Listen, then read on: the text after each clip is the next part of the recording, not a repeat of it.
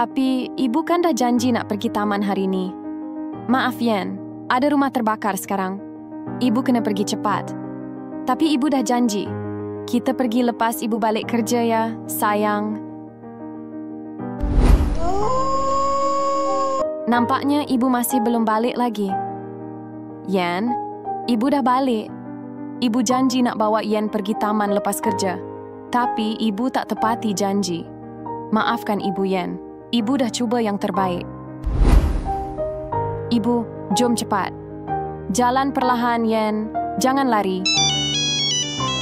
Hello? Apa? Ada kebakaran rumah? Baiklah, saya datang sekarang. Yen, ada kecemasan. Ibu kena pergi sekarang. Tapi ibu, kita baru sampai kedai. Ibu akan balik cepat nanti. Maaf Yen, ibu kena pergi sekarang. Dah lewat malam. Tapi ibu masih tak balik. Harap tak ada perkara buruk yang berlaku. Saya kena masuk rumah tu. Masih ada orang terperangkap. Tapi api sangat besar bahaya. Tugas saya selamatkan orang. Itu kerja saya sebagai bomba. Tunggu dulu, jangan.